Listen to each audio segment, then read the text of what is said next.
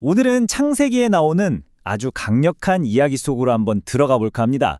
바로 의심과 믿음, 그리고 정말 특별한 약속에 대한 이야기인데요. 이 이야기가요, 단지 한 사람의 인생만 바꾼 게 아니라 그 이후의 역사를 통째로 바꿔놓게 됩니다. 자, 한번 생각해 볼까요? 정말 엄청난 승리를 거뒀는데 바로 그 순간에 왜 사람은 두려움에 사로잡히는 걸까요? 혹시 그런 경험 없으세요? 큰 성공을 거둔 바로 그 순간에 오히려 더 큰 불안감에 휩싸이는 거예요. 오늘 이야기의 주인공 아브라함의 이야기가 바로 여기서 시작됩니다. 이게 수천 년 전 이야기인데도 신기하게 오늘 우리 모습이랑 너무나도 닮아 있어요. 당시 중동의 패권을 쥐고 있던 그돌라오멜이라는 왕이 있었어요.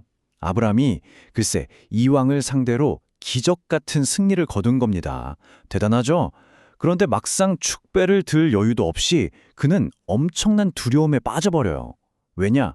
만약에 그돌라오멜이 군대를 다시 모아서 복수하러 오면 어떡하지? 이런 생각이 든 거죠. 자기 세력은 너무 작으니까 도저히 감당이 안 될 거라는 생각에 밤에 잠도 제대로 못 자고 안절부절 못했던 거예요. 바로 그때였어요. 하나님께서 아브라함에게 나타나셔서 말씀하십니다. 두려워하지 마라. 내가 너의 방패다. 와, 정말 엄청난 위로의 말이잖아요? 그런데 아브라함의 반응은 어땠을까요? 여기 이 대비를 좀 보세요.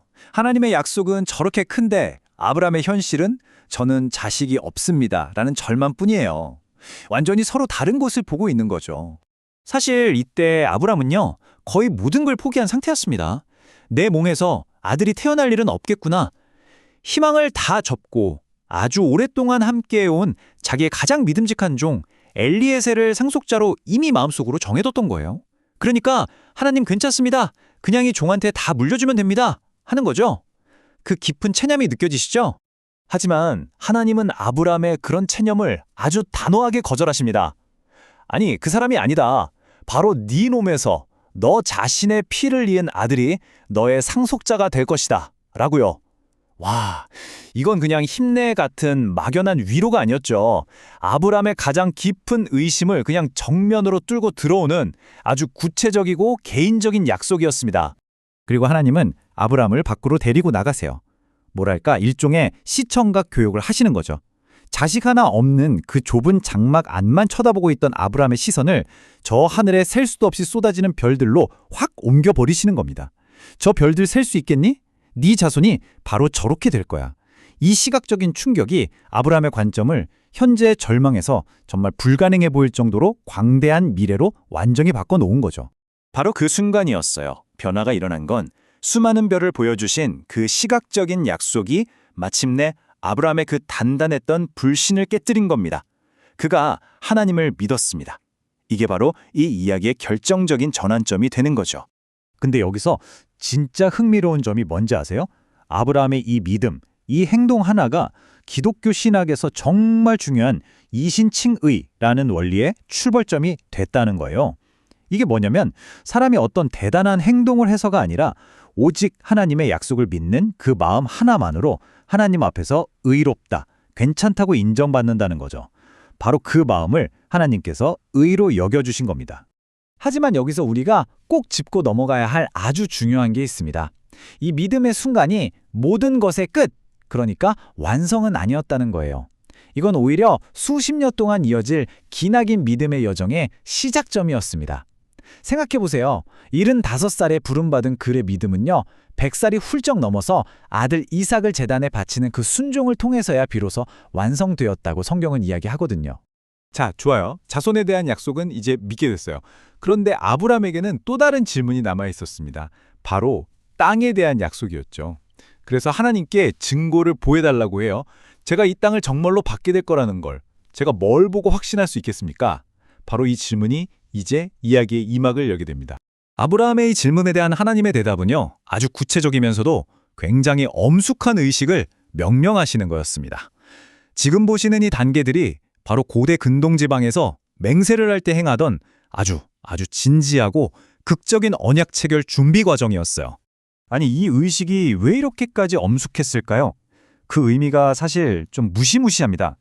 계약을 맺는 양쪽이 이쪽에 놓은 짐승들 사이를 함께 지나가는 거예요. 그러면서 속으로 또 말로 맹세하는 거죠.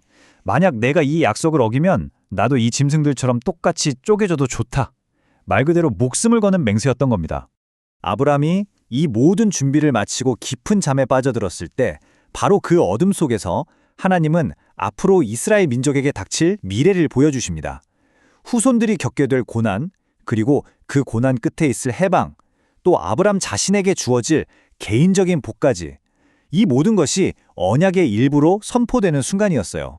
자, 드디어 가장 결정적인 순간입니다. 이 목숨을 건 언약의식의 하이라이트죠.